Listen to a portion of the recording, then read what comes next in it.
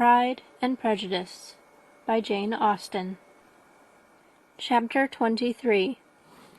Elizabeth was sitting with her mother and sisters, reflecting on what she had heard, and doubting whether she was authorized to mention it, when Sir William Lucas himself appeared, sent by his daughter to announce her engagement to the family.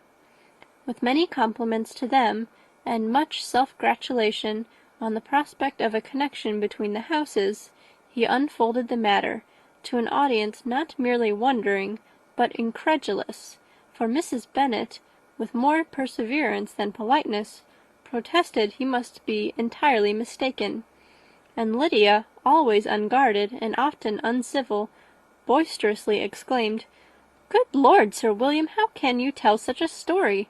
Do not you know that Mr. Collins wants to marry Lizzie?"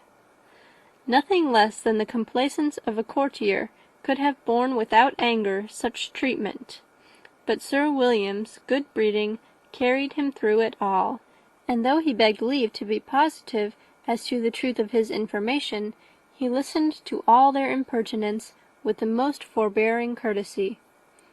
Elizabeth, feeling it incumbent on her to relieve him from so unpleasant a situation, now put herself forward to confirm his account, by mentioning her prior knowledge of it from Charlotte herself, and endeavoured to put a stop to the exclamations of her mother and sisters by the earnestness of her congratulations to Sir William, in which she was readily joined by Jane, and by making a variety of remarks on the happiness that might be expected from the match, the excellent character of Mr. Collins, and the convenient distance of Hunsford from London. Mrs. Bennet was in fact too much overpowered to say a great deal while Sir William remained, but no sooner had he left than her feelings found a rapid vent. In the first place, she persisted in disbelieving the whole of the matter. Secondly, she was very sure that Mr. Collins had been taken in. Thirdly, she trusted that they would never be happy together. And fourthly, that the match might be broken off. Two inferences, however, were plainly deduced from the whole. One, that Elizabeth was the real cause of the mischief, and the other, that she herself had been barbarously misused by them all, and on these two points she principally dwelt during the rest of the day. Nothing could console and nothing could appease her, nor did that day wear out her resentment. A week elapsed before she could see Elizabeth without scolding her. A month passed away before she could speak to Sir William or Lady Lucas without being rude, and many months were gone before she could at all forgive their daughter. Mr. Bennet's emotions were much more tranquil on the occasion, and such as he did experience he pronounced to be of a most agreeable sort, for it gratified him, he said, to discover that Charlotte Lucas, whom he had been used to think tolerably sensible, was as foolish as his wife, and more foolish than his daughter. Jane confessed herself a little surprised at the match, but she said less of her astonishment than of her earnest desire for their happiness, nor could Elizabeth persuade her to consider it as improbable. Kitty and Lydia were far from envying Miss Lucas, for Mr. Collins was only a clergyman, and it affected them in no other way than as a piece of news to spread at Meryton. Lady Lucas could not be insensible of triumph on being able to retort on Mrs. Bennet the comfort of having a daughter well married, and she called at Longbourn rather oftener than usual to say how happy she was, though Mrs. Bennet's sour looks and ill-natured remarks might have been enough to drive happiness away. Between Elizabeth and Charlotte there was a restraint which kept them mutually silent on the subject, and Elizabeth felt persuaded that no real confidence could ever subsist between them again. Her disappointment in Charlotte made her turn with fonder regard to her sister, of whose rectitude and delicacy she was sure her opinion could never be shaken, and for whose happiness she grew daily more anxious, as Bingley had now been gone a week, and nothing more was heard of his return. Jane had sent Caroline an early answer to her letter, and was counting the days till she might reasonably hope to hear again. The promised letter of thanks from Mr. Collins arrived on Tuesday, addressed to their father, and written with all the solemnity of gratitude which a 12-months' abode in the family might have prompted. After discharging his conscience on that head, he proceeded to inform them, with many rapturous expressions, of his happiness in having obtained the affection of their amiable neighbour, Miss Lucas, and then explained that it was merely with the view of enjoying her society that he had been so ready to close with their kind wish of seeing him again at Longbourn, whither he hoped to be able to return on Monday fortnight, for Lady Catherine, he added, so heartily approved his marriage that she wished it to take place as soon as possible, which he trusted would be an unanswerable argument with his amiable Charlotte, to name an early day for making him the happiest of men. Mr. Collins's return into Hertfordshire was no longer a matter of pleasure to Mrs. Bennet. On the contrary, she was as much disposed to complain of it as her husband. It was very strange that he should come to Longbourn instead of to Lucas Lodge. It was also very inconvenient and exceedingly troublesome. She hated having visitors in the house while her health was so indifferent, and lovers were of all people the most disagreeable. Such were the gentle murmurs of Mrs. Bennet, and they gave way only to the greater distress of Mr. Bingley's continued absence. Neither Jane nor Elizabeth were comfortable on this subject. Day after day passed away without bringing any other tidings of him than the report which shortly prevailed in Meryton of his coming no more to Netherfield the whole winter, a report which highly incensed Mrs. Bennet, and which she never failed to contradict as a most scandalous falsehood. Even Elizabeth began to fear, not that Bingley was indifferent, but that his sisters would be successful in keeping him away.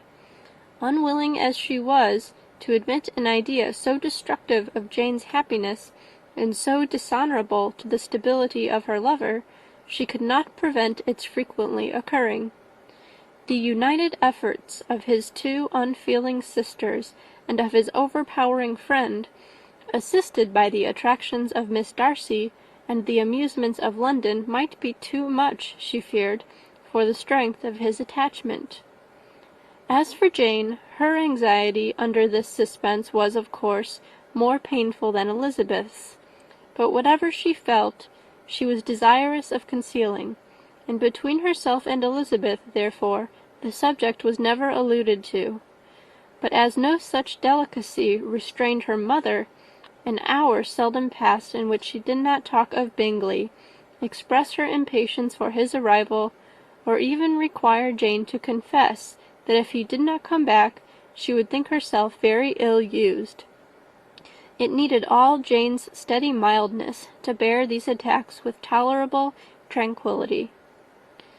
Mr. Collins returned most punctually on Monday fortnight, but his reception at Longbourn was not quite so gracious as it had been on his first introduction. He was too happy, however, to need much attention, and luckily for the others, the business of love-making relieved them from a great deal of his company. The chief of every day was spent by him at Lucas Lodge, and he sometimes returned to Longbourn only in time to make an apology for his absence before the family went to bed. Mrs. Bennet was really in a most pitiable state. The very mention of anything concerning the match threw her into an agony of ill humour, and wherever she went, she was sure of hearing it talked of. The sight of Miss Lucas was odious to her. As her successor in that house, she regarded her with jealous abhorrence. Whenever Charlotte came to see them, she concluded her to be anticipating the hour of possession, and whenever she spoke in a low voice to Mr. Collins, was convinced that they were talking of the Longbourn estate, and resolving to turn herself and her daughters out of the house as soon as Mr. Bennet were dead. She complained bitterly of all this to her husband. "Indeed, Mr. Bennet," said she, "it is very hard to think that Charlotte Lucas should ever be mistress of this house, that I should be forced to make way for her, and live to see her take her place in it. My dear, do not give way to such gloomy thoughts. Let us hope for better things. Let us flatter ourselves that I may be the survivor." This was not very consoling to Mrs. Bennet, and therefore, instead of making any answer, she went on as before. "I cannot bear to think that they should have all this estate. If it was not for the entail, I should not mind it." "What should you not mind?" "I should not mind anything at all."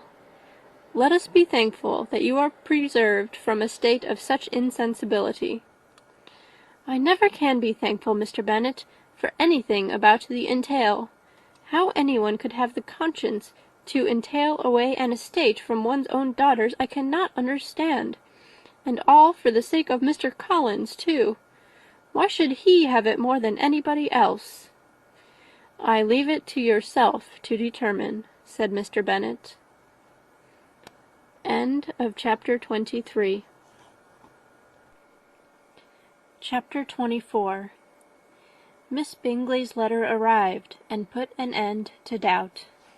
The very first sentence conveyed the assurance of their being all settled in London for the winter, and concluded with her brother's regret at not having had time to pay his respects to his friends in Hertfordshire before he left the country.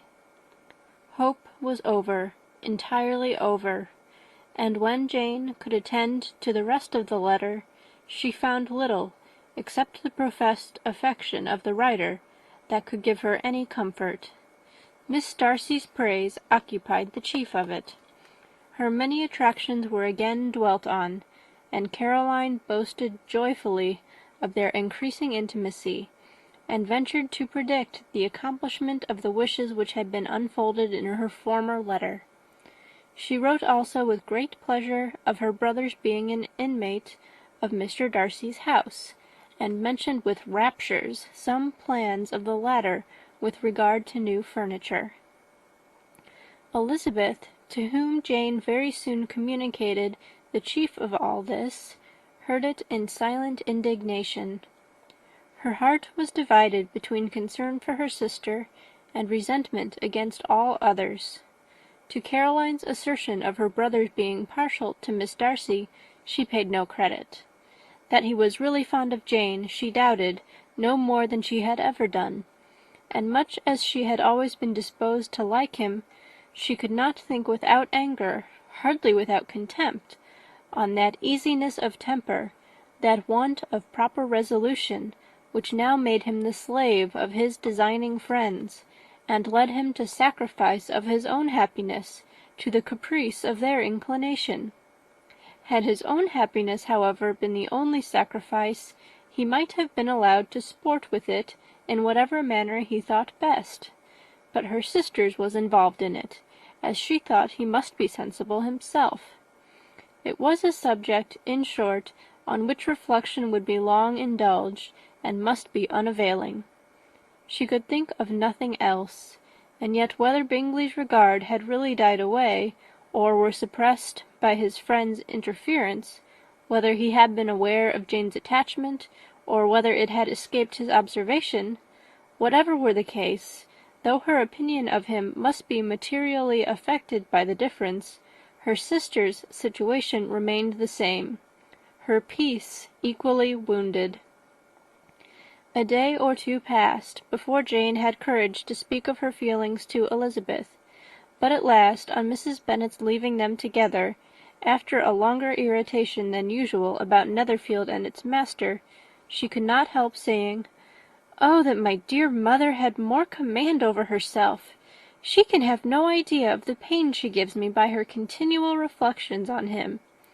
But I will not repine. It cannot last long.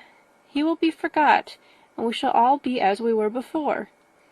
Elizabeth looked at her sister with incredulous solicitude, but said nothing. "You doubt me," cried Jane, slightly colouring. "Indeed, you have no reason. He may live in my memory as the most amiable man of my acquaintance, but that is all. I have nothing either to hope or fear, and nothing to reproach him with. Thank God, I have not that pain. A little time, therefore. I shall certainly try to get the better." With a stronger voice, she soon added, "I have this comfort immediately, that it has not been more than an error of fancy on my side, and that it has done no harm to anyone but myself." "My dear Jane," exclaimed Elizabeth, "you are too good. Your sweetness and disinterestedness are really angelic. I do not know what to say to you. I feel as if I had never done you justice, or loved you as you deserve." Miss Bennet eagerly disclaimed all extraordinary merit, and threw back the praise on her sister's warm affection. "Nay," said Elizabeth, "this is not fair. You wish to think all the world respectable, and are hurt if I speak ill of anybody. I only want to think you perfect, and you set yourself against it. Do not be afraid of my running into any excess, of my encroaching on your privilege of universal goodwill. You need not. There are few people whom I really love, and still fewer of whom I think well. The more I see of the world, the more I am dissatisfied with it, and every day confirms my belief of the inconsistency of all human characters, and of the little dependence that can be placed on the appearance of merit or sense. I have met with 2 instances lately. One I will not mention. The other is Charlotte's marriage. It is unaccountable. In every view it is unaccountable." "My dear Lizzie, do not give way to such feelings as these. They will ruin your happiness. You do not make allowance enough for difference of situation and temper. Consider Mr. Collins's respectability, and Charlotte's steady, prudent character. Remember that she is one of a large family, that as to fortune, it is a most eligible match, and be ready to believe for everybody's sake that she may feel something like regard and esteem for our cousin. To oblige you, I would try to believe almost anything, but no one else could be benefited by such a belief as this, for were I persuaded that Charlotte had any regard for him, I should only think worse of her understanding than I now do of her heart. My dear Jane, Mr. Collins is a conceited, pompous, narrow-minded, silly man. You know he is as well as I do, and you must feel as well as I do that the woman who married him cannot have a proper way of thinking. You shall not defend her, though it is Charlotte Lucas. You shall not, for the sake of one individual, change the meaning of principle and integrity, nor endeavour to persuade yourself or me that selfishness is prudence, and insensibility of danger security for happiness." "I must think your language too strong in speaking of both," replied Jane, "and I hope you will be convinced of it by seeing them happy together. But enough of this. You alluded to something else. You mentioned 2 instances. I cannot misunderstand you, but I entreat you, dear Lizzie, not to pain me by thinking that person to blame, and saying your opinion of him is sunk. We must not be so ready to fancy ourselves intentionally injured. We must not expect a lively young man to be always so guarded and circumspect. It is very often nothing but our own vanity that deceives us. Women fancy admiration means more than it does, and men take care that they should. If it is designedly done, they cannot be justified, but I have no idea of there being so much design in the world as some persons imagine. I am far from attributing any part of Mr. Bingley's conduct to design," said Elizabeth, "but without scheming to do wrong, or to make others unhappy, there may be error, and there may be misery.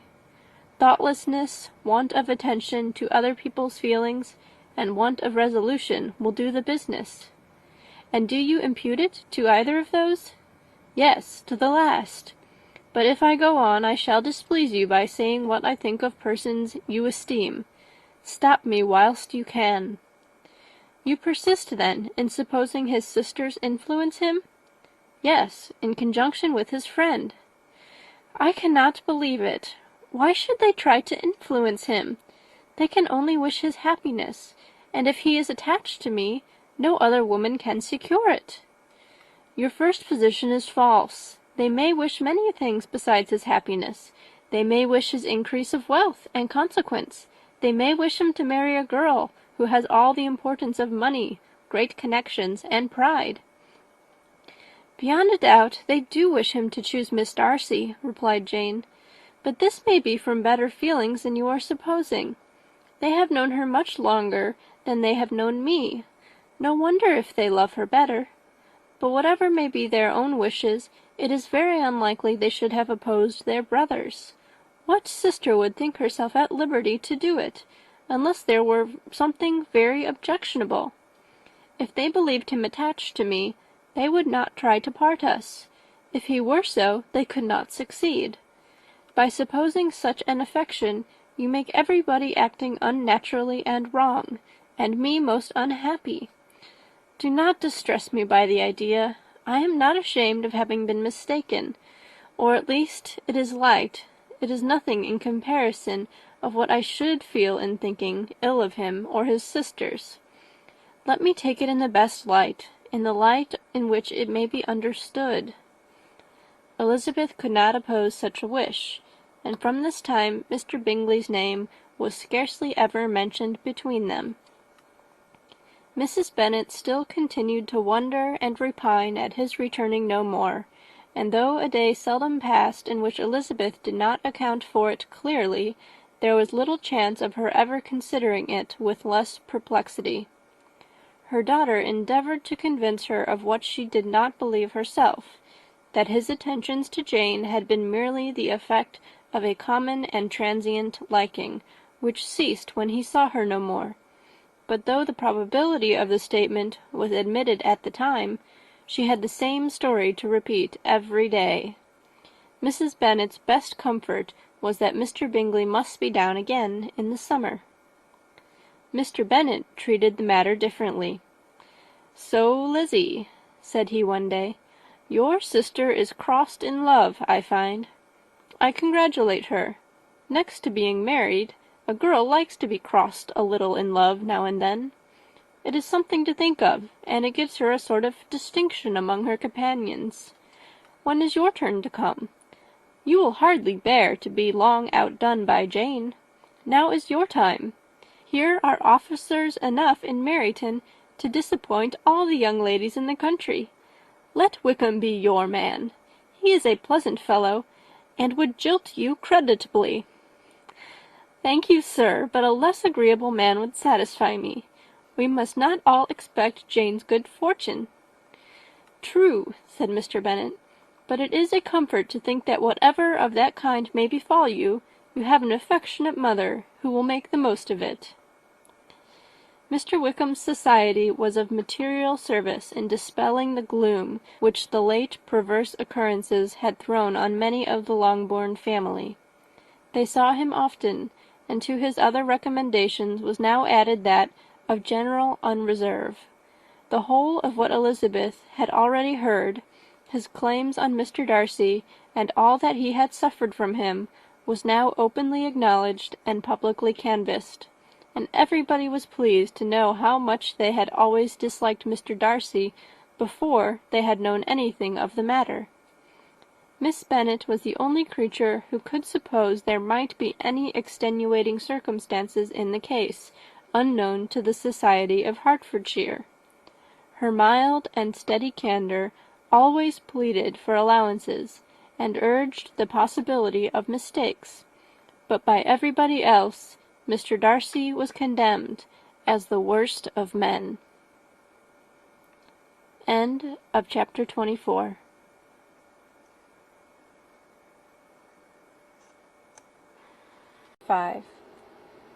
Pride and Prejudice by Jane Austen. Chapter 25.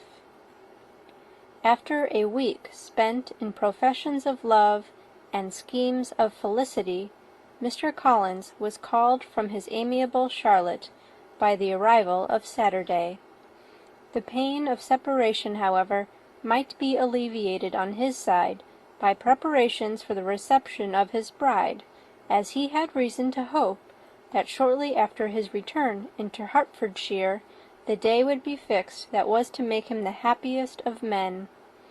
He took leave of his relations at Longbourn with as much solemnity as before, wished his fair cousin's health and happiness again, and promised their father another letter of thanks. On the following Monday, Mrs. Bennet had the pleasure of receiving her brother and his wife, who came as usual to spend the Christmas at Longbourn. Mr. Gardiner was a sensible, gentlemanlike man, greatly superior to his sister, as well by nature as education. The Netherfield ladies would have had difficulty in believing that a man who lived by trade, and within view of his own warehouses, could have been so well-bred and agreeable. Mrs. Gardiner, who was several years younger than Mrs. Bennet and Mrs. Phillips, was an amiable, intelligent, elegant woman, and a great favourite with all her Longbourn nieces. Between the two eldest, and herself especially, there subsisted a particular regard. They had frequently been staying with her in town. The first part of Mrs. Gardiner's business on her arrival was to distribute her presents and describe the newest fashions. When this was done, she had a less active part to play. It became her turn to listen. Mrs. Bennet had many grievances to relate, and much to complain of. They had all been very ill used since she last saw her sister. 2 of her girls had been upon the point of marriage, and after all there was nothing in it. "I do not blame Jane," she continued, "for Jane would have got Mr. Bingley if she could. But Lizzie, oh, sister, it is very hard to think that she might have been Mr. Collins's wife by this time, had it not been for her own perverseness. He made her an offer in this very room, and she refused him. The consequence of it is that Lady Lucas will have a daughter married before I have, and that the Longbourn estate is just as much entailed as ever. The Lucases are very artful people indeed, sister. They are all for what they can get. I am sorry to say it of them, but so it is. It makes me very nervous and poorly to be thwarted so in my own family, and to have neighbours who think of themselves before anybody else. However, your coming just at this time is the greatest of comforts, and I am very glad to hear what you tell us of long sleeves." Mrs. Gardiner, to whom the chief of this news had been given before, in the course of Jane and Elizabeth's correspondence with her, made her sister a slight answer, and, in compassion to her nieces, turned the conversation. When alone with Elizabeth afterwards, she spoke more on the subject. "It seems likely to have been a desirable match for Jane," said she. "I am sorry it went off. But these things happen so often. A young man, such as you describe Mr. Bingley, so easily falls in love with a pretty girl for a few weeks, and when accident separates them, so easily forgets her, that these sort of inconsistencies are very frequent." "An excellent consolation in its way," said Elizabeth, "but it will not do for us. We do not suffer by accident. It does not often happen that the interference of friends will persuade a young man of independent fortune to think no more of a girl whom he was violently in love with only a few days before." "But that expression of violently in love is so hackneyed, so doubtful, so indefinite, that it gives me very little idea. It is as often applied to feelings which arrive from a half-hour's acquaintance, as to a real strong attachment. Pray, how violent was Mr. Bingley's love?" "I never saw a more promising inclination. He was growing quite inattentive to other people, and wholly engrossed by her. Every time they met, it was more decided and remarkable. At his own ball he offended 2 or 3 young ladies by not asking them to dance, and I spoke to him twice myself without receiving an answer. Could there be finer symptoms? Is not general incivility the very essence of love?" "Oh, yes, of that kind of love, which I suppose him to have felt. Poor Jane! I am sorry for her, because, with her disposition, she may not get over it immediately. "It had better have happened to you, Lizzie. You would have laughed yourself out of it sooner. But do you think she would be prevailed upon to go back with us? Change of scene might be of service, and perhaps a little relief from home may be as useful as anything." Elizabeth was exceedingly pleased with this proposal, and felt persuaded of her sister's ready acquiescence. "I hope," added Mrs. Gardiner, "that no consideration with regard to this young man will influence her. We live in so different a part of town, all our connections are so different, and, as you well know, we get out so little, that it is very improbable that they should meet at all, unless he really comes to see her." "And that is quite impossible, for he is now in the custody of his friend, and Mr. Darcy would no more suffer him to call on Jane in such a part of London." "My dear aunt, how could you think of it? Mr. Darcy may have heard of such a place as Gracechurch Street, but he would hardly think a month's ablution enough to cleanse him from its impurities, were he once to enter it. And depend upon it, Mr. Bingley never stirs without him." "So much the better. I hope they will not meet at all. But does not Jane correspond with his sister? She will not be able to help calling." "She will drop the acquaintance entirely."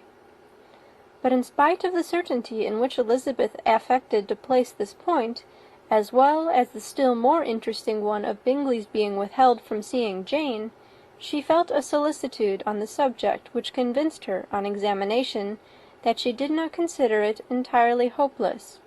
It was possible, and sometimes she thought it probable, that his affection might be reanimated, and the influence of his friends successfully combated by the more natural influence of Jane's attractions.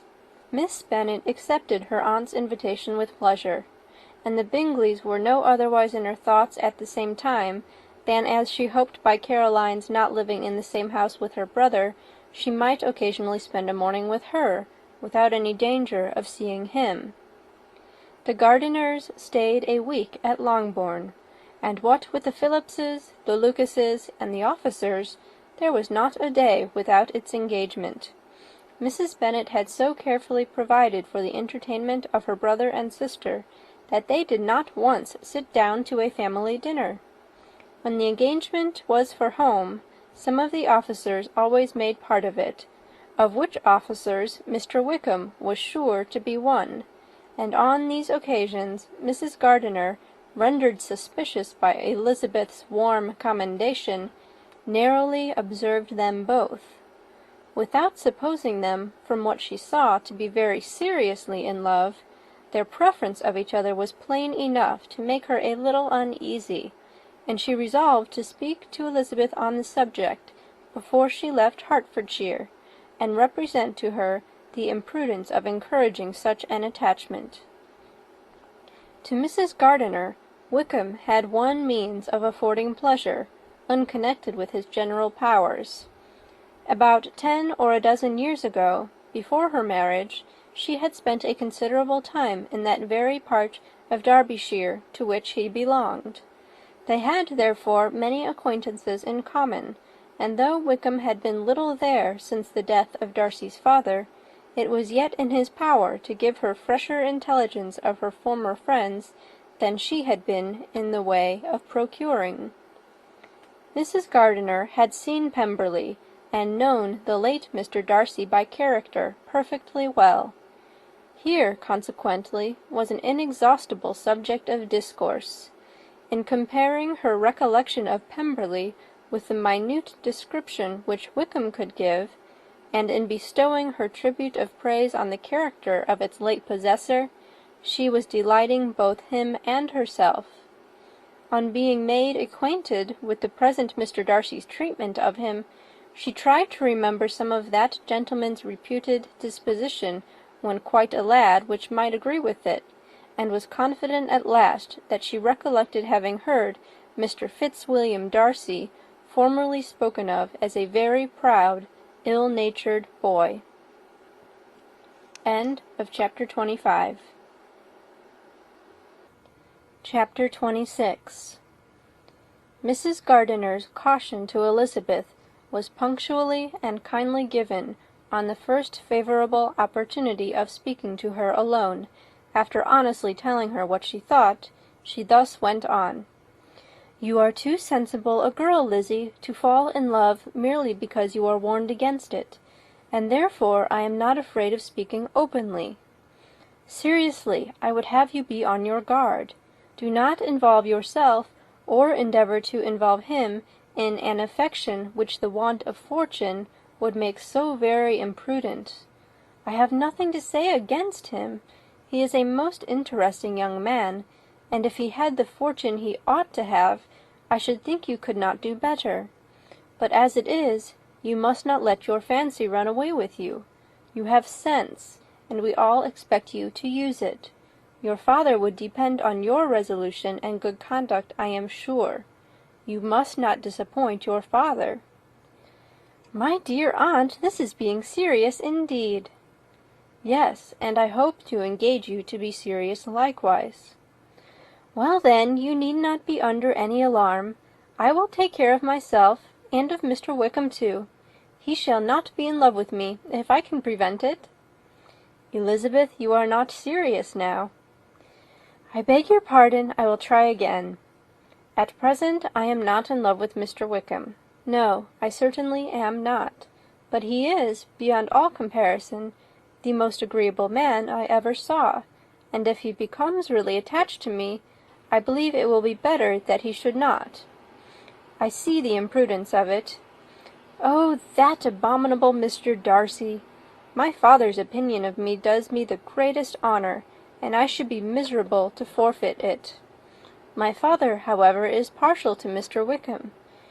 In short, my dear aunt, I should be very sorry to be the means of making any of you unhappy, but since we see every day that where there is affection, young people are seldom withheld, by immediate want of fortune, from entertaining such engagements with each other, how can I promise to be wiser than so many of my fellow creatures if I am tempted? Or how am I even to know that it would be wisdom to resist? All that I can promise you, therefore, is not to be in a hurry. I will not be in a hurry to believe myself his first object. When I am in company with him, I will not be wishing. In short, I will do my best. Perhaps it will be as well if you discourage his coming here so very often. At least you should not remind your mother of inviting him." "As I did the other day," said Elizabeth, with a conscious smile. "Very true. It will be wise in me to refrain from that. But do not imagine that he is always here so often. It is on your account that he has been so frequently invited this week. You know my mother's ideas as to the necessity of constant company for her friends. But really, and upon my honour, I will try to do what I think to be the wisest, and now I hope you are satisfied." Her aunt assured her that she was, and Elizabeth having thanked her for the kindness of her hints, they parted, a wonderful instance of advice being given on such a point without being resented. Mr. Collins returned into Hertfordshire soon after it had been quitted by the Gardiners and Jane, but as he took up his abode with the Lucases, his arrival was no great inconvenience to Mrs. Bennet. His marriage was now fast approaching, and she was at length so far resigned as to think it inevitable, and even repeatedly to say, in an ill-natured tone, that she wished they might be happy. Thursday was to be the wedding day, and on Wednesday Miss Lucas paid her farewell visit, and when she rose to take leave, Elizabeth, ashamed of her mother's ungracious and reluctant good wishes, and sincerely affected herself, accompanied her out of the room. As they went downstairs together, Charlotte said, "I shall depend on hearing from you very often, Eliza." "That you certainly shall. And I have another favour to ask you. Will you come and see me? We shall often meet, I hope, in Hertfordshire. I am not likely to leave Kent for some time. Promise me, therefore, to come to Hunsford." Elizabeth could not refuse, though she foresaw little pleasure in the visit.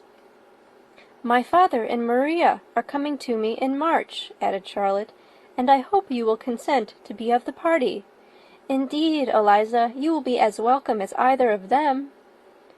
The wedding took place. The bride and bridegroom set off for Kent from the church door, and everybody had as much to say or to hear on the subject as usual. Elizabeth soon heard from her friend, and their correspondence was as regular and frequent as it had ever been. That it should be equally unreserved was impossible. Elizabeth could never address her without feeling that all the comfort of intimacy was over, and though determined not to slacken as a correspondent, it was for the sake of what had been, rather than what was. Charlotte's first letters were received with a good deal of eagerness.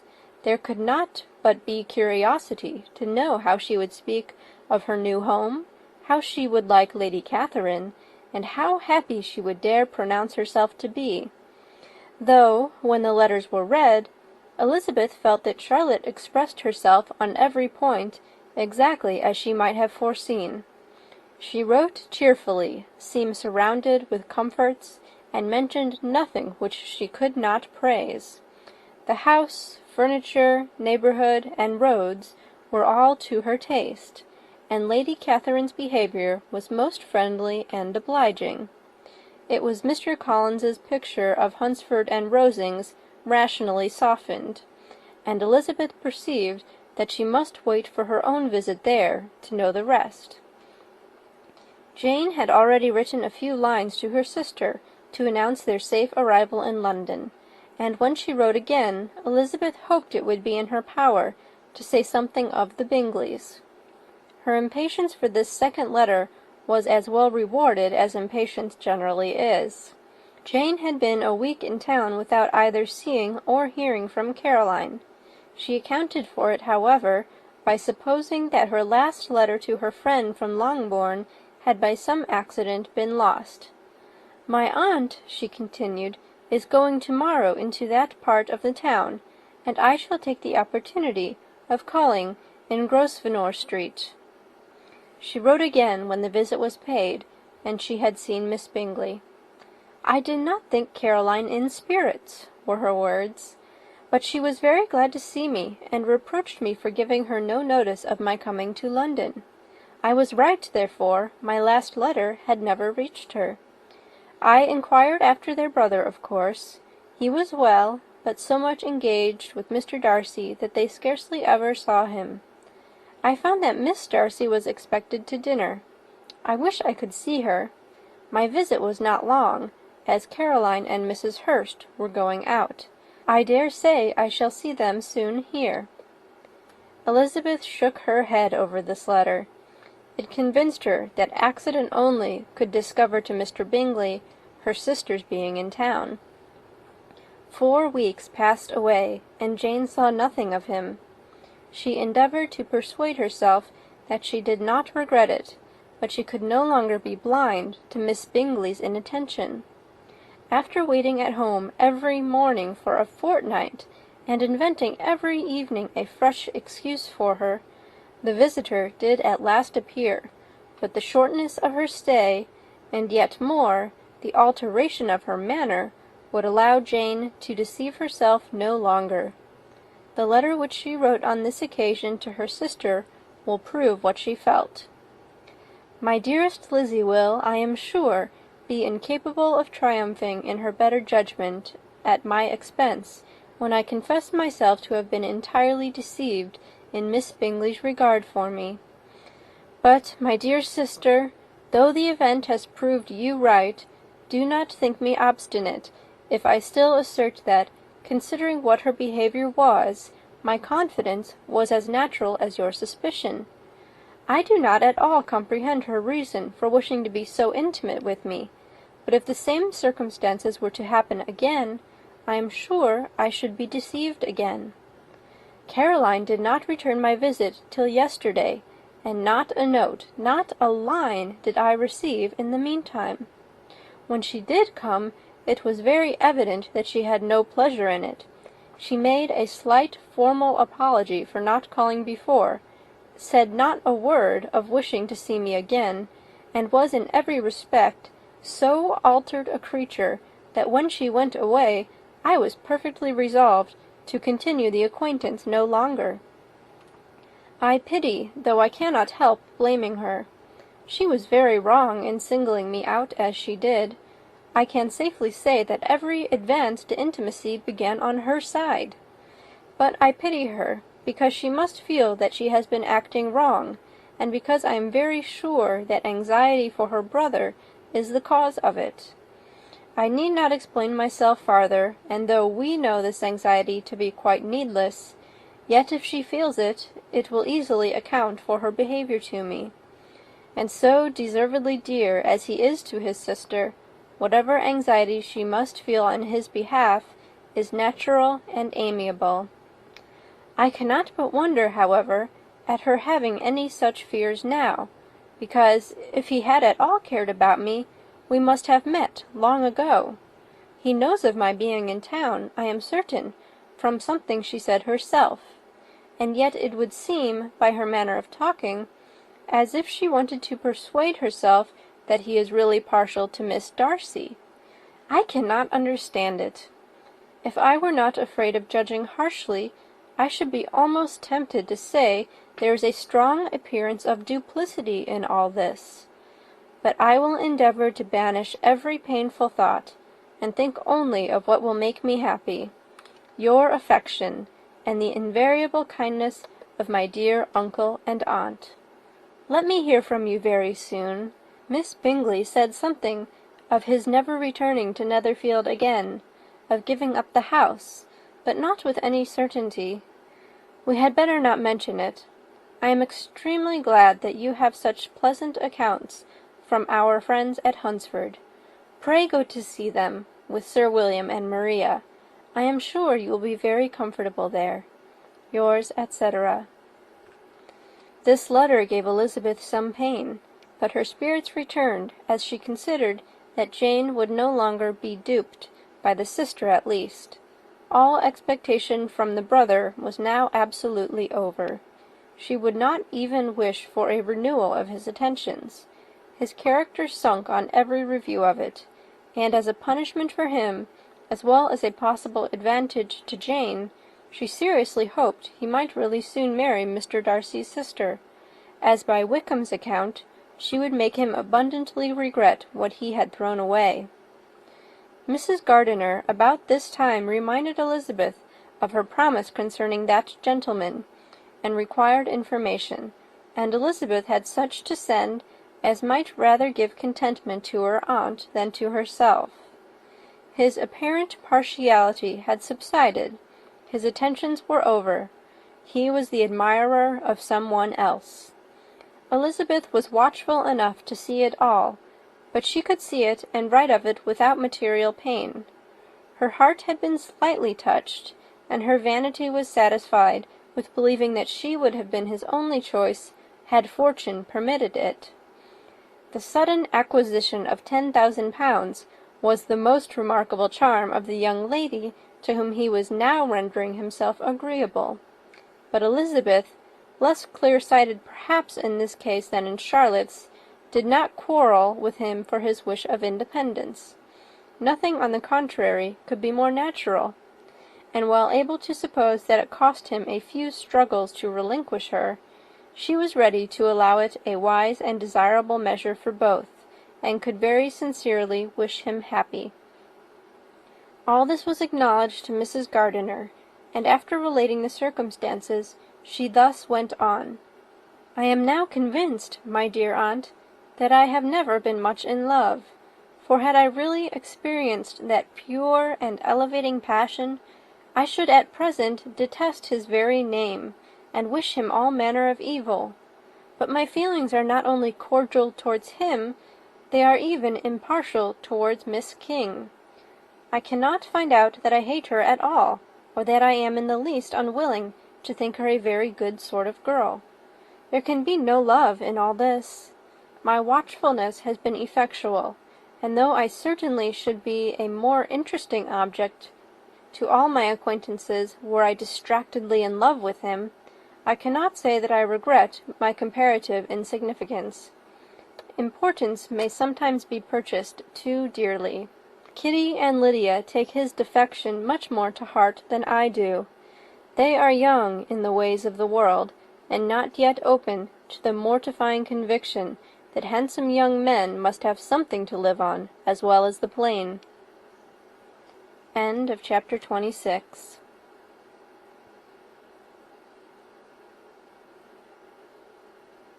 Pride and Prejudice by Jane Austen. Chapter 27. With no greater events than these in the Longbourn family, and otherwise diversified by little beyond the walks to Meryton, sometimes dirty and sometimes cold, did January and February pass away. March was to take Elizabeth to Hunsford. She had not at first thought very seriously of going thither, but Charlotte, she soon found, was depending on the plan, and she gradually learned to consider it herself with greater pleasure as well as greater sincerity. Absence had increased her desire of seeing Charlotte again, and weakened her disgust of Mr. Collins. There was novelty in the scheme, and as, with such a mother and such uncompanionable sisters, home could not be faultless, a little change was not unwelcome for its own sake.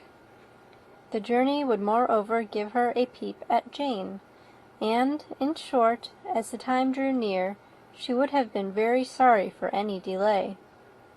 Everything, however, went on smoothly, and was finally settled according to Charlotte's first sketch. She was to accompany Sir William and his second daughter. The improvement of spending a night in London was added in time, and the plan became perfect as plan could be. The only pain was in leaving her father, who would certainly miss her, and who, when it came to the point, so little liked her going that he told her to write to him, and almost promised to answer her letter. The farewell between herself and Mr. Wickham was perfectly friendly, on his side even more. His present pursuit could not make him forget that Elizabeth had been the first to excite and to deserve his attention, the first to listen and to pity, the first to be admired, and in his manner of bidding her adieu, wishing her every enjoyment, reminding her of what she was to expect in Lady Catherine de Bourgh, and trusting their opinion of her, their opinion of everybody, would always coincide, there was a solicitude, an interest which she felt must ever attach her to him with a most sincere regard, and she parted from him convinced that, whether married or single, he must always be her model of the amiable and pleasing. Her fellow travellers the next day were not of a kind to make her think him less agreeable. Sir William Lucas and his daughter Maria, a good-humoured girl, but as empty-headed as himself, had nothing to say that could be worth hearing, and were listened to with about as much delight as the rattle of the chaise. Elizabeth loved absurdities, but she had known Sir William's too long. He could tell her nothing new of the wonders of his presentation and knighthood, and his civilities were worn out, like his information. It was a journey of only 24 miles, and they began it so early as to be in Grace Church Street by noon. As they drove to Mr. Gardiner's door, Jane was at a drawing-room window watching their arrival. When they entered the passage, she was there to welcome them, and Elizabeth, looking earnestly in her face, was pleased to see it healthful and lovely as ever. On the stairs were a troop of little boys and girls, whose eagerness for their cousin's appearance would not allow them to wait in the drawing-room, and whose shyness, as they had not seen her for a 12-month, prevented their coming lower. All was joy and kindness. The day passed most pleasantly away, the morning in bustle and shopping, and the evening at one of the theatres. Elizabeth then contrived to sit by her aunt. Their first object was her sister, and she was more grieved than astonished to hear, in reply to her minute inquiries, that though Jane always struggled to support her spirits, there were periods of dejection. It was reasonable, however, to hope that they would not continue long. Mrs. Gardiner gave her the particulars also of Miss Bingley's visit in Gracechurch Street, and repeated conversations occurring at different times between Jane and herself, which proved that the former had, from her heart, given up the acquaintance. Mrs. Gardiner then rallied her niece on Wickham's desertion, and complimented her on bearing it so well. "But, my dear Elizabeth," she added, "what sort of girl is Miss King? I should be sorry to think our friend mercenary." "Pray, my dear aunt, what is the difference in matrimonial affairs between the mercenary and the prudent motive?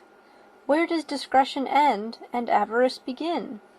Last Christmas you were afraid of his marrying me, because it would be imprudent, and now, because he is trying to get a girl with only 10,000 pounds, you want to find out that he is mercenary.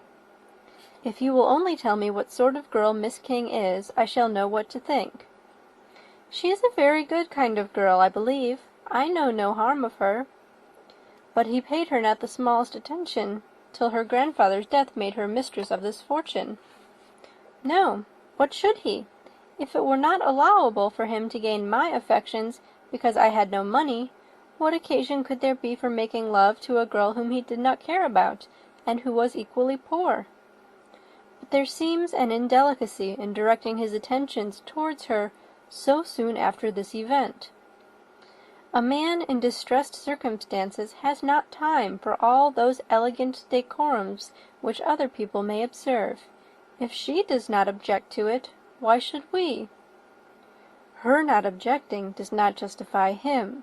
It only shows her being deficient in something herself, sense or feeling." "Well," cried Elizabeth, "have it as you choose. He shall be mercenary, and she shall be foolish." "No, Lizzie, that is what I do not choose. I should be sorry, you know, to think ill of a young man who has lived so long in Derbyshire." "Oh, if that is all, I have a very poor opinion of young men who live in Derbyshire, and their intimate friends who live in Hertfordshire are not much better. I am sick of them all. Thank heaven! I am going to-morrow where I shall find a man who has not one agreeable quality, who has neither manner nor sense to recommend him. Stupid men are the only ones worth knowing, after all." "Take care, Lizzie. That speech savours strongly of disappointment." Before they were separated by the conclusion of the play, she had the unexpected happiness of an invitation to accompany her uncle and aunt in a tour of pleasure which they proposed taking in the summer. "We have not determined how far it shall carry us," said Mrs. Gardiner, "but perhaps to the lakes." No scheme could have been more agreeable to Elizabeth, and her acceptance of the invitation was most ready and grateful. "Oh, my dear, dear aunt!" she rapturously cried. "What delight! What felicity! You give me fresh life and vigour. Adieu to disappointment and spleen. What are young men to rocks and mountains? Oh, what hours of transport we shall spend! And when we do return, it shall not be like other travellers, without being able to give one accurate idea of anything. We will know where we have gone. We will recollect what we have seen. Lakes, mountains, and rivers shall not be jumbled together in our imaginations, nor when we attempt to describe any particular scene will we begin quarrelling about its relative situation. Let our first effusions be less insupportable than those of the generality of travellers." End of chapter 27. Chapter 28. Every object in the next day's journey was new and interesting to Elizabeth, and her spirits were in a state of enjoyment, for she had seen her sister looking so well as to banish all fear for her health, and the prospect of her northern tour was a constant source of delight. When they left the high road for the lane to Hunsford, every eye was in search of the parsonage, and every turning expected to bring it in view. The palings of Rosings Park was their boundary on one side. Elizabeth smiled at the recollection of all that she had heard of its inhabitants. At length the parsonage was discernible, the garden sloping to the road, the house standing in it, the green pales and the laurel hedge. Everything declared they were arriving. Mr. Collins and Charlotte appeared at the door, and the carriage stopped at the small gate which led by a short gravel walk to the house, amidst the nods and smiles of the whole party. In a moment they were all out of the chaise, rejoicing at the sight of each other. Mrs. Collins welcomed her friends with the liveliest pleasure, and Elizabeth was more and more satisfied with coming when she found herself so affectionately received. She saw instantly that her cousin's manners were not altered by his marriage. His formal civility was just what it had been, and he detained her some minutes at the gate to hear and satisfy his inquiries after all her family. They were then, with no other delay than his pointing out the neatness of the entrance, taken into the house, and as soon as they were in the parlour, he welcomed them a second time, with ostentatious formality, to his humble abode, and punctually repeated all his wife's offers of refreshment. Elizabeth was prepared to see him in his glory, and she could not help in fancying that in displaying the good proportion of the room, its aspect and its furniture, he addressed himself particularly to her, as if wishing to make her feel what she had lost in refusing him. But though everything seemed neat and comfortable, she was not able to gratify him by any sigh of repentance, and rather looked with wonder at her friend that she could have so cheerful an air with such a companion. When Mr. Collins said anything of which his wife might reasonably be ashamed, which certainly was not unseldom, she involuntarily turned her eye on Charlotte. Once or twice she could discern a faint blush, but in general Charlotte wisely did not hear.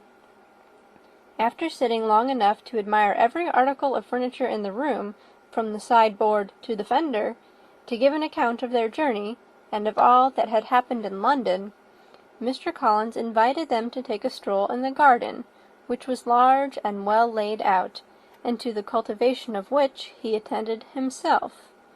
To work in this garden was one of his most respectable pleasures, and Elizabeth admired the command of countenance with which Charlotte talked of the healthfulness of the exercise, and owned she encouraged it as much as possible.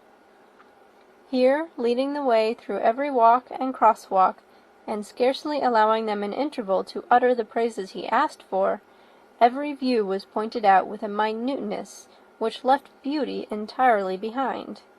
He could number the fields in every direction, and could tell how many trees were in the most distant clump. But of all the views which his garden, or which the country, or kingdom could boast, none were to be compared with the prospect of Rosings, afforded by an opening in the trees that bordered the park nearly opposite the front of his house. It was a handsome modern building, well situated on rising ground. From his garden Mr. Collins would have led them round his 2 meadows, but the ladies, not having shoes to encounter the remains of a white frost, turned back, and while Sir William accompanied him, Charlotte took her sister and friend over the house, extremely well pleased, probably, to have the opportunity of showing it without her husband's help. It was rather small, but well built and convenient, and everything was fitted up and arranged with a neatness and consistency of which Elizabeth gave Charlotte all the credit. When Mr. Collins could be forgotten, there was really an air of great comfort throughout, and by Charlotte's evident enjoyment of it, Elizabeth supposed he must be often forgotten. She had already learnt that Lady Catherine was still in the country. It was spoken of again while they were at dinner, when Mr. Collins, joining in, observed, "Yes, Miss Elizabeth, you will have the honour of seeing Lady Catherine de Bourgh on the ensuing Sunday at church, and I need not say you will be delighted with her. She is all affability and condescension, and I doubt not but you will be honoured with some portion of her notice when service is over. I have scarcely any hesitation in saying she will include you and my sister Maria in every invitation with which she honors us during your stay here. Her behavior to my dear Charlotte is charming. We dine at Rosings twice every week, and are never allowed to walk home. Her ladyship's carriage is regularly ordered for us. I should say one of her ladyship's carriages, for she has several. Lady Catherine is a very respectable, sensible woman indeed, said Charlotte, and a most attentive neighbour. Very true, my dear. That is exactly what I say. She is the sort of woman whom one cannot regard with too much deference. The evening was spent chiefly in talking over Hertfordshire news, and telling again what had already been written.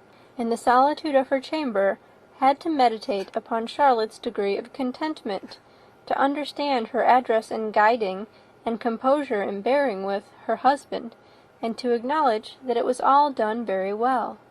She had also to anticipate how her visit would pass, the quiet tenor of their usual employments, the vexatious interruptions of Mr. Collins, and the gaieties of their intercourse with Rosings. A lively imagination soon settled it all.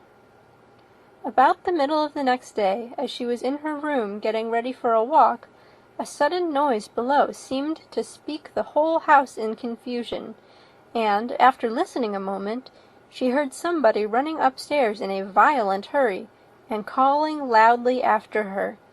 She opened the door, and met Maria in the landing-place, who, breathless with agitation, cried out, "Oh, my dear Eliza, pray make haste and come into the dining-room, for there is such a sight to be seen. I will not tell you what it is. Make haste, and come down this moment." Elizabeth asked questions in vain.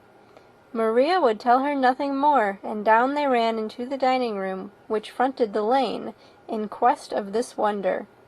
It was two ladies, stopped in a low phaeton, at the garden gate. "And this is all?" cried Elizabeth. "I expected at least that the pigs were got into the garden, and here is nothing but Lady Catherine and her daughter." "My dear," said Maria, quite shocked at the mistake, "it is not Lady Catherine. The old lady is Mrs. Jenkinson, who lives with them. The other is Miss de Bourgh. Only look at her. She is quite a little creature. Who would have thought that she could be so thin and small? She is abominably rude to keep Charlotte out of doors in all this wind. Why does she not come in?" "Oh, Charlotte says she hardly ever does. It is the greatest of favours when Miss de Bourgh comes in."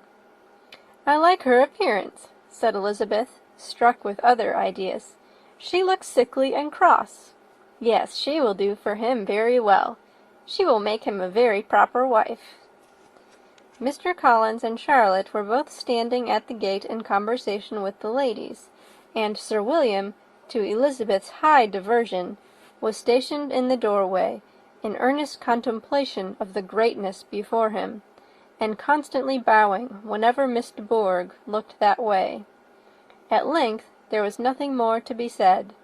The ladies drove on, and the others returned into the house. Mr. Collins no sooner saw the two girls than he began to congratulate them on their good fortune, which Charlotte explained by letting them know that the whole party was asked to dine at Rosings the next day. End of chapter 28.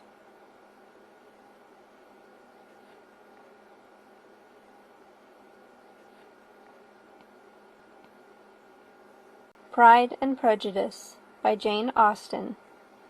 Chapter 29. Mr. Collins's triumph, in consequence of this invitation, was complete. The power of displaying the grandeur of his patroness to his wondering visitors, and of letting them see her civility towards himself and his wife, was exactly what he had wished for, and that an opportunity of doing it should be given so soon was such an instance of Lady Catherine's condescension as he knew not how to admire enough. "I confess," said he, "that I should not have been at all surprised by her ladyship's asking us on Sunday to drink tea and spend the evening at Rosings.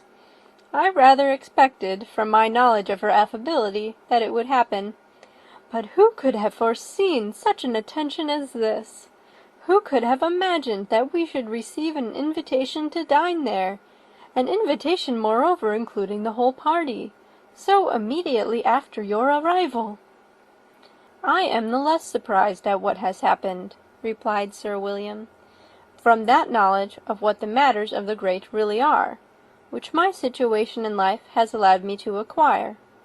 About the court, such instances of elegant breeding are not uncommon." Scarcely anything was talked of the whole day or next morning but their visit to Rosings. Mr. Collins was carefully instructing them in what they were to expect, that the sight of such rooms, so many servants, and so splendid a dinner might not wholly overpower them. When the ladies were separating for the toilette, he said to Elizabeth, "Do not make yourself uneasy, my dear cousin, about your apparel. Lady Catherine is far from requiring that elegance of dress in us which becomes herself and her daughter. I would advise you merely to put on whatever of your clothes is superior to the rest. There is no occasion for anything more.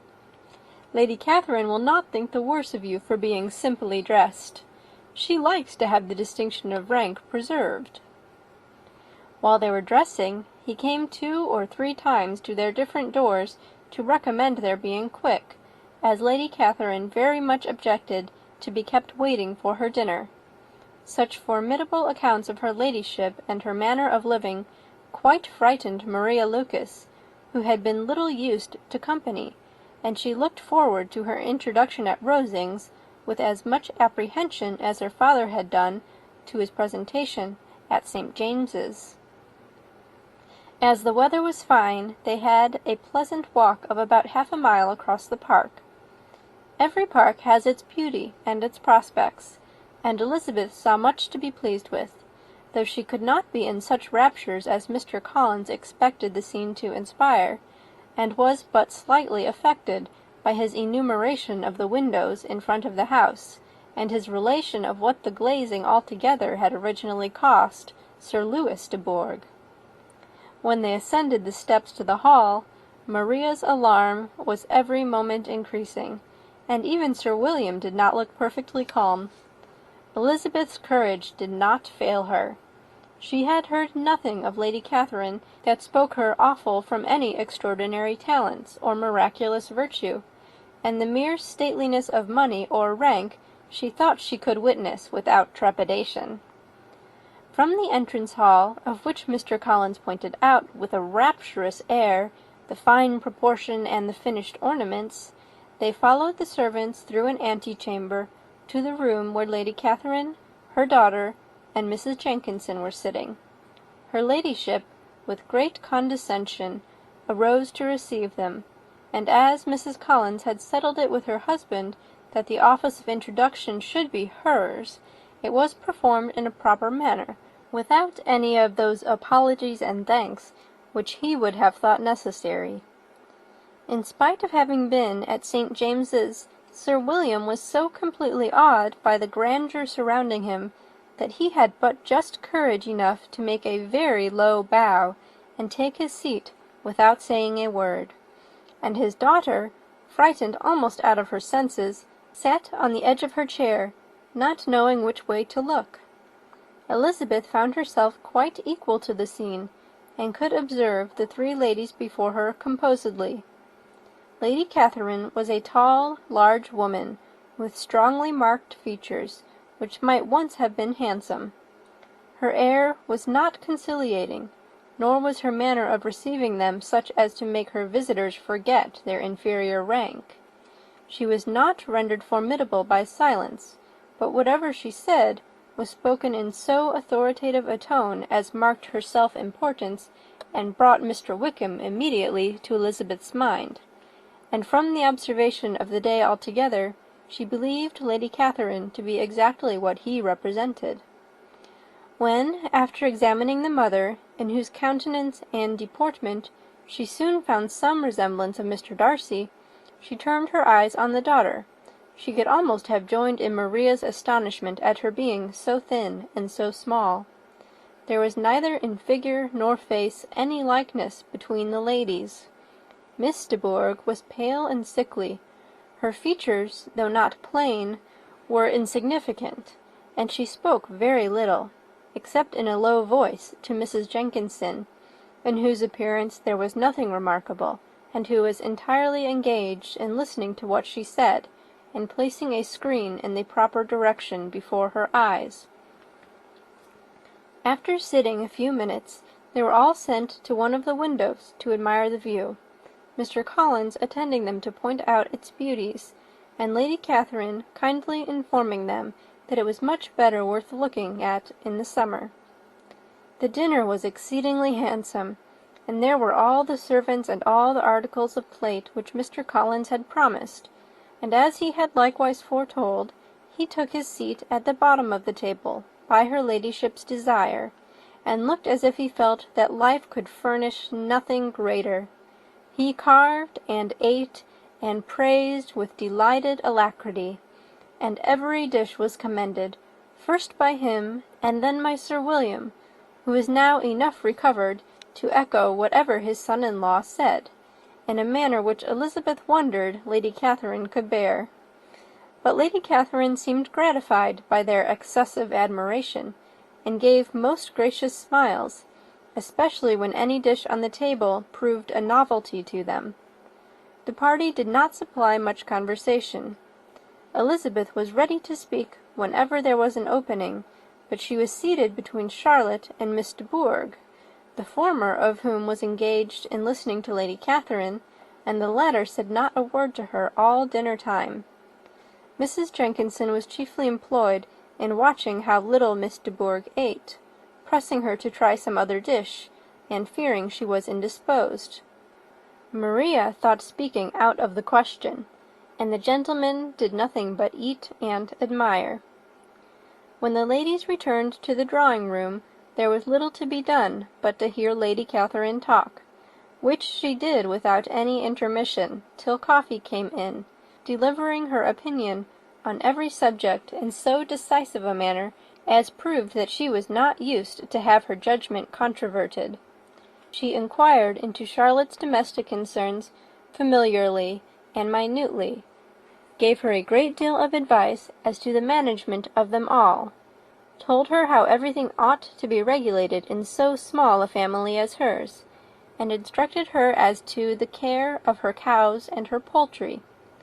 Elizabeth found that nothing was beneath this great lady's attention, which could furnish her with an occasion of dictating to others. In the intervals of her discourse with Mrs. Collins, she addressed a variety of questions to Maria and Elizabeth, but especially to the latter, of whose connections she knew the least, and who, she observed to Mrs. Collins, was a very genteel, pretty kind of girl. She asked her at different times how many sisters she had, whether they were older or younger than herself, whether any of them were likely to be married, whether they were handsome, where they had been educated, what carriage her father kept, and what had been her mother's maiden name. Elizabeth felt all the impertinence of her questions, but answered them very composedly. Lady Catherine then observed, "Your father's estate is entailed on Mr. Collins, I think. For your sake," turning to Charlotte, "I am glad of it. But otherwise I see no occasion for entailing estates from the female line. It was not thought necessary in Sir Louis de Bourgh's family. Do you play and sing, Miss Bennet?" "A little." "Oh, then, some time or other, we shall be happy to hear you. Our instrument is a capital one, probably superior to— You shall try it some day. Do your sisters play and sing?" "One of them does." "Why did not you all learn? You ought all to have learned. The Miss Webbs all play, and their father has not so good an income as yours. Do you draw?" "No, not at all." "What? None of you?" "Not one." "That is very strange. But I suppose you had no opportunity. Your mother should have taken you to town every spring for the benefit of masters." "My mother would have had no objection, but my father hates London." Has your governess left you?" "We never had any governess." "No governess? How was that possible? 5 daughters brought up at home without a governess? I never heard of such a thing. Your mother must have been quite a slave to your education." Elizabeth could hardly help smiling as she assured her that had not been the case. "Then who taught you? Who attended to you? Without a governess, you must have been neglected." "Compared with some families, I believe we were, but such of us as wished to learn never wanted the means. We were always encouraged to read, and had all the masters that were necessary. Those who chose to be idle certainly might." "Ay, no doubt, but that is what a governess will prevent, and if I had known your mother, I should have advised her most strenuously to engage one. I always say that nothing is to be done in education without steady and regular instruction, and nobody but a governess can give it. It is wonderful how many families I have been the means of supplying in that way. I am always glad to get a young person well placed out. 4 nieces of Mrs. Jenkinson are most delightfully situated through my means, and it was but the other day that I recommended another young person, who was merely accidentally mentioned to me, and the family was quite delighted with her. Mrs. Collins, did I tell you of Lady Metcalfe's calling yesterday to thank me? She finds Miss Pope a treasure. 'Lady Catherine,' she said, 'you have given me a treasure.' Are any of your younger sisters out, Miss Bennet?" "Yes, ma'am, all." "All? What, all 5 out at once? Very odd. And you only the second. The younger ones out before the elder ones are married? Your younger sisters must be very young."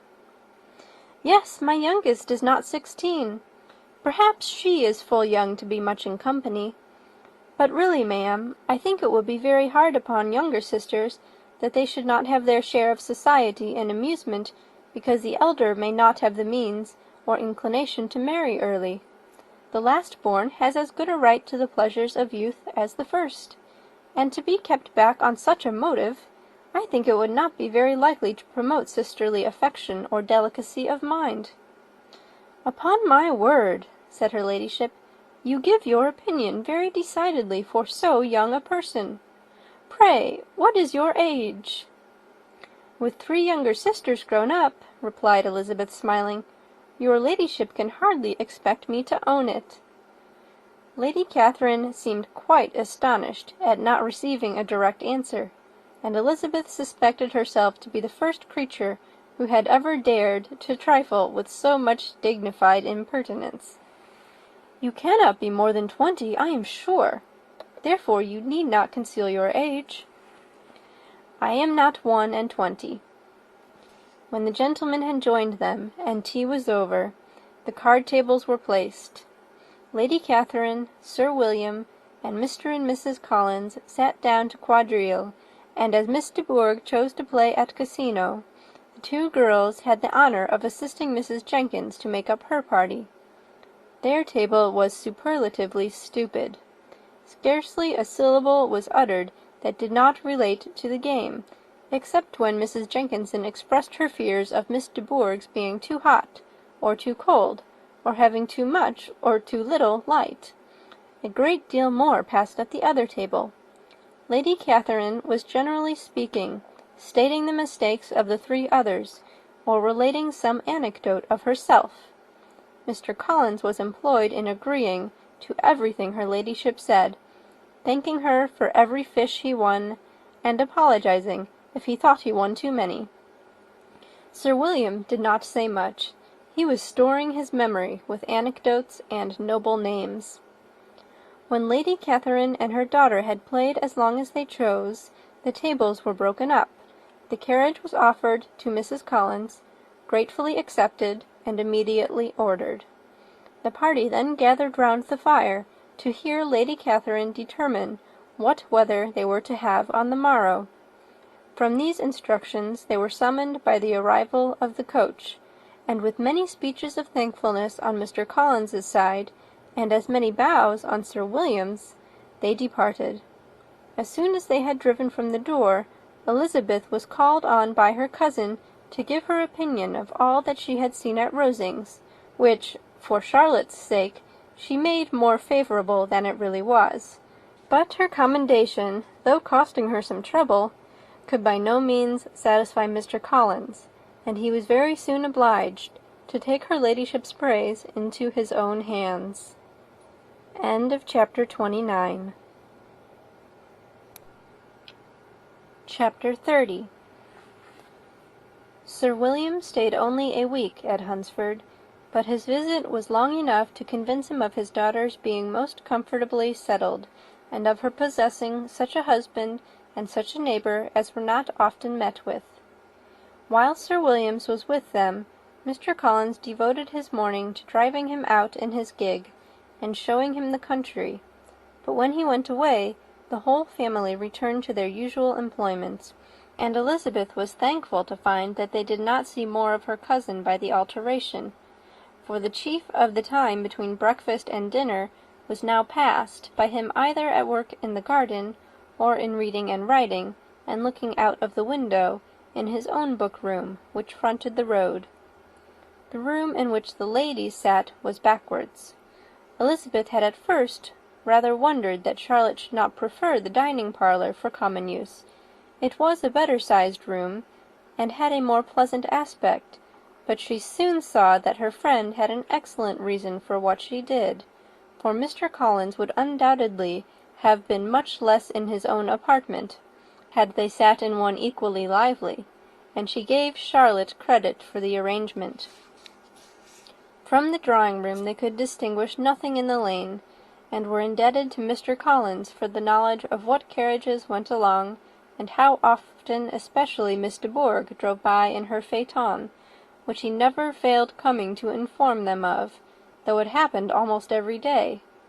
She not unfrequently stopped at the parsonage, and had a few minutes' conversation with Charlotte, but was scarcely ever prevailed upon to get out. Very few days passed in which Mr. Collins did not walk to Rosings, and not many in which his wife did not think it necessary to go likewise, until Elizabeth recollected that there might be other family livings to be disposed of. She could not understand the sacrifice of so many hours. Now and then they were honoured with a call from her ladyship, and nothing escaped her observation that was passing in the room during these visits. She examined into their employments, looked at their work, and advised them to do it differently, found fault with the arrangement of the furniture, or detected the housemaid in negligence, and if she accepted any refreshment, seemed to do it only for the sake of finding out that Mrs. Collins's joints of meat were too large for her family.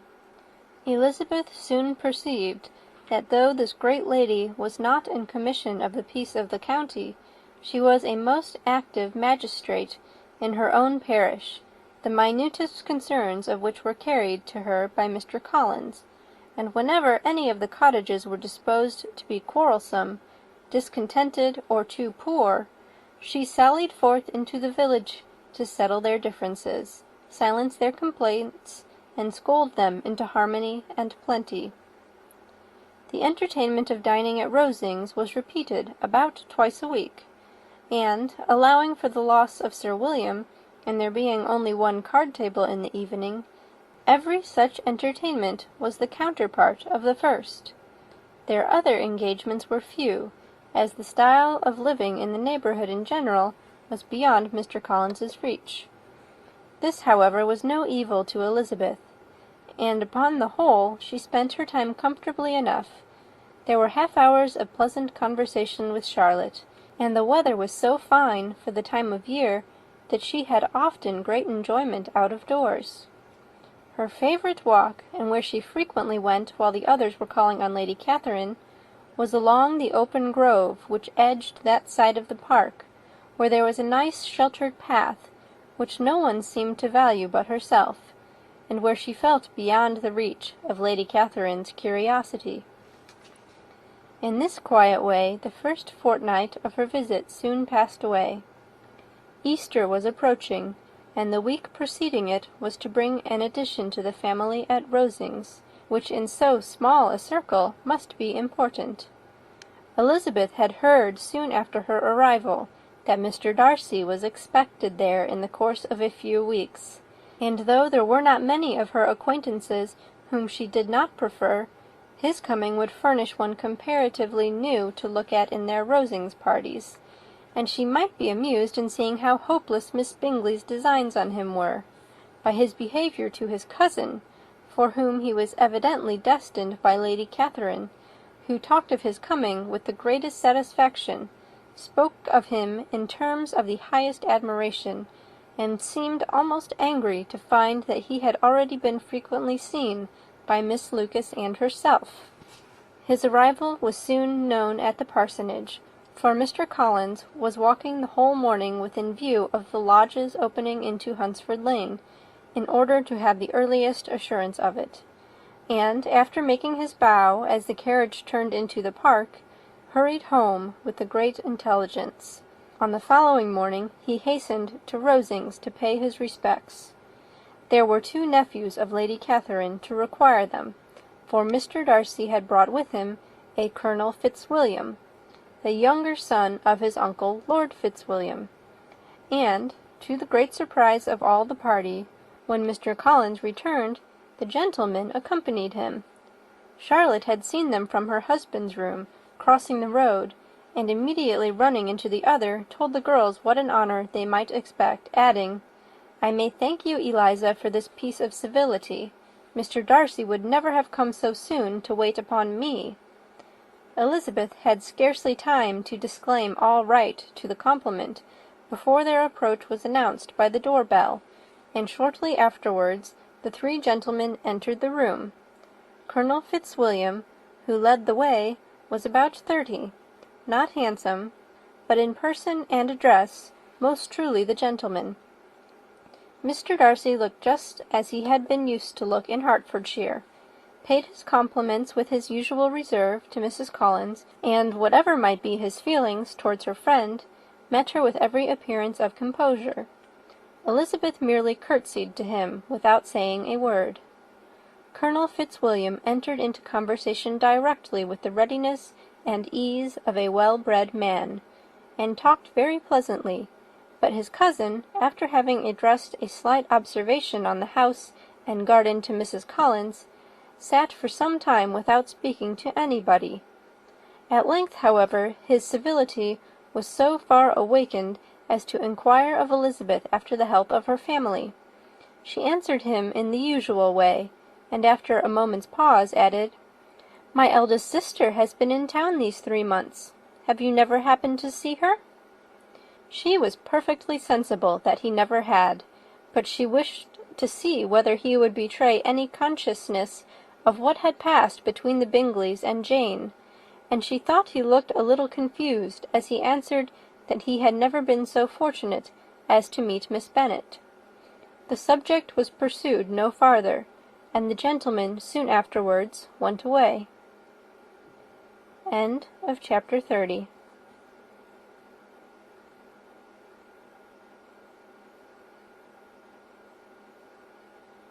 Pride and Prejudice by Jane Austen. Chapter 31. Colonel Fitzwilliam's manners were very much admired at the parsonage, and the ladies all felt that he must add considerably to the pleasures of their engagements at Rosings. It was some days, however, before they received any invitation thither, for while there were visitors in the house, they could not be necessary, and it was not till Easter Day, almost a week after the gentlemen's arrival, that they were honoured by such an attention, and then they were merely asked on leaving church to come there in the evening. For the last week they had seen very little of Lady Catherine or her daughter. Colonel Fitzwilliam had called at the parsonage more than once during the time, but Mr. Darcy they had seen only at church. The invitation was accepted, of course, and at a proper hour they joined the party in Lady Catherine's drawing-room. Her ladyship received them civilly, but it was plain that their company was by no means so acceptable as when she could get nobody else, and she was, in fact, almost engrossed by her nephews, speaking to them, especially to Darcy, much more than to any other person in the room. Colonel Fitzwilliam seemed really glad to see them. Anything was a welcome relief to him at Rosings, and Mrs. Collins's pretty friend had moreover caught his fancy very much. He now seated himself by her, and talked so agreeably of Kent and Hertfordshire, of travelling and staying at home, of new books and music, that Elizabeth had never been half so well entertained in that room before, and they conversed with so much spirit and flow as to draw the attention of Lady Catherine herself, as well as of Mr. Darcy. His eyes had been soon and repeatedly turned towards them with a look of curiosity, and that her ladyship after a while shared the feeling was more openly acknowledged, for she did not scruple to call out, "What is that you are saying, Fitzwilliam? What is it you are talking of? What are you telling Miss Bennet? Let me hear what it is." "We are speaking of music, madam," said he, when no longer able to avoid a reply. "Of music? Then pray speak aloud. It is of all subjects my delight. I must have my share in the conversation if you are speaking of music. There are few people in England, I suppose, who have more true enjoyment of music than myself, or a better natural taste. If I had ever learnt, I should have been a great proficient, and so would Anne, if her health had allowed her to apply. I am confident that she would have performed delightfully. How does Georgiana get on, Darcy?" Mr. Darcy spoke with affectionate praise of his sister's proficiency. "I am very glad to hear such a good account of her," said Lady Catherine, "and pray tell her from me that she cannot expect to excel if she does not practice a good deal." "I assure you, madam," he replied, "that she does not need such advice. She practices very constantly." "So much the better. It cannot be done too much, and when I next write to her, I shall charge her not to neglect it on any account. I often tell young ladies that no excellence in music is to be acquired without constant practice. I have told Miss Bennet several times that she will never play really well unless she practices more, and though Mrs. Collins has no instrument, she is very welcome, as I have often told her, to come to Rosings every day and play on the pianoforte in Mrs. Jenkinson's room. She would be in nobody's way, you know, in that part of the house." Mr. Darcy looked a little ashamed of his aunt's ill-breeding, and made no answer. When coffee was over, Colonel Fitzwilliam reminded Elizabeth of having promised to play to him, and she sat down directly to the instrument. He drew a chair near her. Lady Catherine listened to half a song, and then talked, as before, to her other nephew, till the latter walked away from her, and making with his usual deliberation towards the pianoforte, stationed himself so as to command a full view of the fair performer's countenance. Elizabeth saw what he was doing, and at the first convenient pause, turned to him with an arch smile, and said, "You mean to frighten me, Mr. Darcy, by coming in all this state to hear me. I will not be alarmed, though your sister does play so well. There is a stubbornness about me that never can bear to be frightened at the will of others. My courage always rises at every attempt to intimidate me." "I shall not say you are mistaken," he replied, "because you could not really believe me to entertain any design of alarming you, and I have had the pleasure of your acquaintance long enough to know that you find great enjoyment in occasionally professing opinions which in fact are not your own." Elizabeth laughed heartily at this picture of herself, and said to Colonel Fitzwilliam, "Your cousin will give you a very pretty notion of me, and teach you not to believe a word I say. I am particularly unlucky in meeting with a person so able to expose my real character, in a part of the world where I had hoped to pass myself off with some degree of credit. Indeed, Mr. Darcy, it is very ungenerous in you to mention all that you knew to my disadvantage in Hertfordshire, and give me leave to say, very impolitic too, for it is provoking me to retaliate, and such things may come out as will shock your relations to hear." "I am not afraid of you," said he, smilingly. "Pray let me hear what you have to accuse him of," cried Colonel Fitzwilliam. "I should like to know how he behaves among strangers." You shall hear, then, but prepare yourself for something very dreadful. The first time of my ever seeing him in Hertfordshire, you must know, was at a ball. And at this ball, what do you think he did? He danced only 4 dances, though gentlemen were scarce, and to my certain knowledge more than one young lady was sitting down in want of a partner. Mr. Darcy, you cannot deny the fact. I had not at that time the honour of knowing any lady in the assembly beyond my own party. True, and nobody can ever be introduced in a ballroom. Well, Colonel Fitzwilliam, what do I play next? My fingers wait your orders. Perhaps, said Darcy, I should have judged better, had I sought an introduction, but I am ill qualified to recommend myself to strangers. Shall we ask your cousin the reason of this? Said William, still addressing Colonel Fitzwilliam.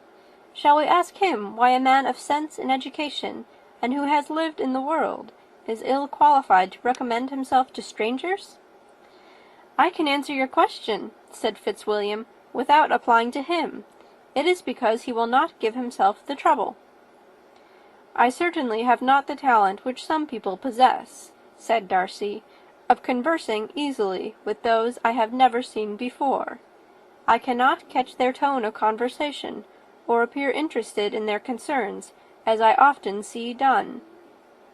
My fingers, said Elizabeth, do not move over this instrument in the masterly manner which I see so many women's do. They have not the same force or rapidity, and do not produce the same expression. But then I have always supposed it to be my own fault, because I will not take the trouble of practising. It is not that I do not believe my fingers as capable as any other woman's of superior execution. Darcy smiled, and said, You are perfectly right. You have employed your time much better. No one admitted to the privilege of hearing you can think anything wanting. We neither of us perform to strangers. Here they were interrupted by Lady Catherine, who called out to know what they were talking of. Elizabeth immediately began playing again. Lady Catherine approached, and, after listening for a few minutes, said to Darcy, Miss Bennet would not play at all amiss if she practised more, and could have the advantage of a London master. She has a very good notion of fingering, though her taste is not equal to Anne's. Anne would have been a delightful performer, had her health allowed her to learn. Elizabeth looked at Darcy, to see how cordially he assented to his cousin's praise, but neither at that moment, nor at any other, could she discern any symptom of love, and from the whole of his behaviour to Miss de Bourgh, she derived this comfort for Miss Bingley, that he might have been just as likely to marry her, had she been his relation.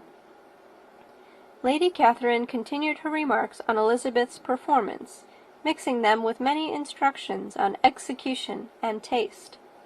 Elizabeth received them with all the forbearance of civility, and, at the request of the gentleman, remained at the instrument till her ladyship's carriage was ready to take them all home. End of chapter 31. Chapter 32. Elizabeth was sitting by herself the next morning, and writing to Jane, while Mrs. Collins and Maria were gone on business into the village, when she was startled by a ring at the door, the certain signal of a visitor. As she had heard no carriage, she thought it not unlikely to be Lady Catherine, and under that apprehension was putting away her half-finished letter, that she might escape all impertinent questions, when the door opened, and, to her very great surprise, Mr. Darcy, and Mr. Darcy only, entered the room. He seemed astonished, too, on finding her alone, and apologized for his intrusion by letting her know that he had understood all the ladies were to be within. They then sat down, and when her inquiries after Rosings were made, seemed in danger of sinking into total silence. It was absolutely necessary, therefore, to think of something, and in this emergence, recollecting when she had seen him last in Hertfordshire, and feeling curious to know what he would say on the subject of their hasty departure, she observed, "How very suddenly you all quitted Netherfield last November, Mr. Darcy. It must have been a most agreeable surprise to Mr. Bingley to see you all after him so soon, for, if I recollect right, he went but the day before. He and his sisters were well, I hope, when you left London?" "Perfectly so, I thank you." She found that she was to receive no other answer, and after a short pause added, "I think I have understood that Mr. Bingley has not much idea of ever returning to Netherfield again?" "I have never heard him say so, but it is probable that he may spend very little of his time there in the future. He has many friends, and is at a time of life when friends and engagements are continually increasing. If he means to be but little at Netherfield, it would be better for the neighbourhood that he should give up the place entirely, for then we might possibly get a settled family there. But perhaps Mr. Bingley did not take the house so much for the convenience of the neighbourhood as for his own, and we must expect him to keep it or quit it on the same principle." "I should not be surprised," said Darcy, "if he were to give it up as soon as any eligible purchase offers." Elizabeth made no answer. She was afraid of talking longer of his friend, and, having nothing else to say, was now determined to leave the trouble of finding a subject to him. He took the hint, and soon began with, "This seems a very comfortable house. Lady Catherine, I believe, did a great deal to it when Mr. Collins first came to Hunsford." "I believe she did, and I am sure she could not have bestowed her kindness on a more grateful object." "Mr. Collins appears to be very fortunate in his choice of a wife."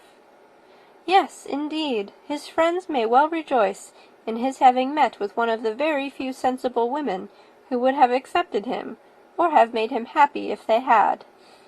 My friend has an excellent understanding, though I am not certain that I consider her marrying Mr. Collins as the wisest thing she ever did.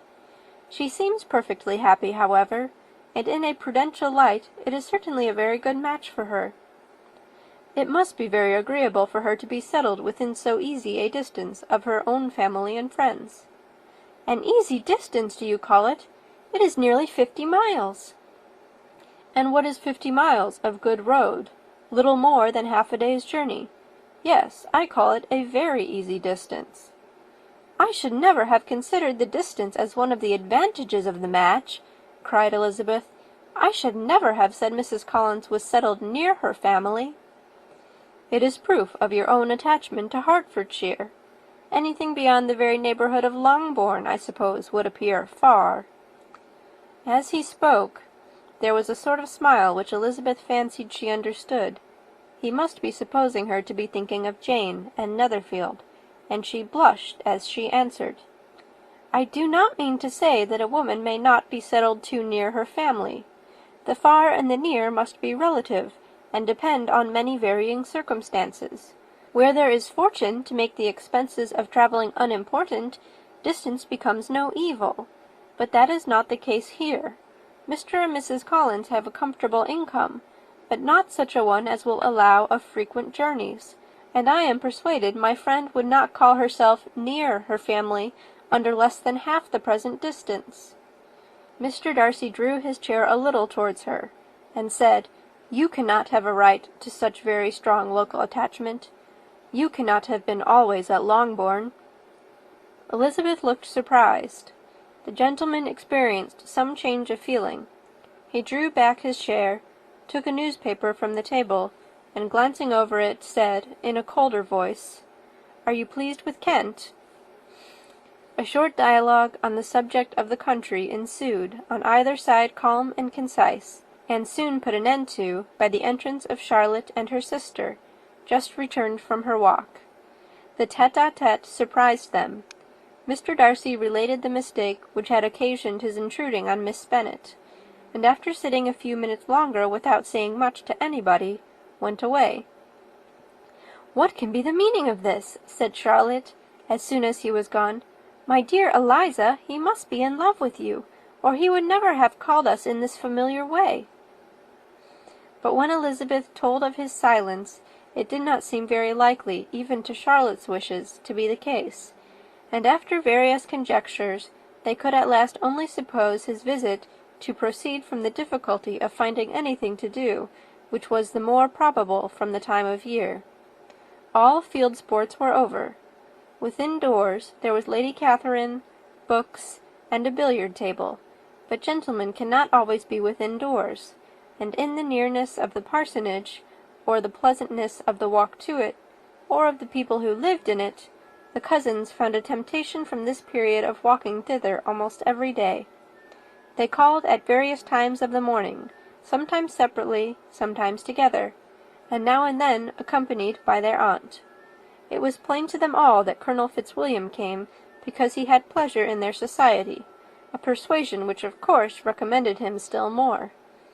And Elizabeth was reminded by her own satisfaction in being with him, as well as by his evident admiration of her former favourite George Wickham, and though, in comparing them, she saw there was less captivating softness in Colonel Fitzwilliam's manners, she believed he might have the best informed mind. But why Mr. Darcy came so often to the parsonage it was more difficult to understand. It could not be for society, as he frequently sat there 10 minutes together without opening his lips, and when he did speak, it seemed the effect of necessity rather than of choice, a sacrifice to propriety, not a pleasure to himself. He seldom appeared really animated. Mrs. Collins knew not what to make of him. Colonel Fitzwilliams's occasionally laughing at his stupidity proved that he was generally different, which her own knowledge of him could not have told her, and as she would like to have believed this change the effect of love, and the object of that love her friend Eliza, she set herself seriously to work to find it out.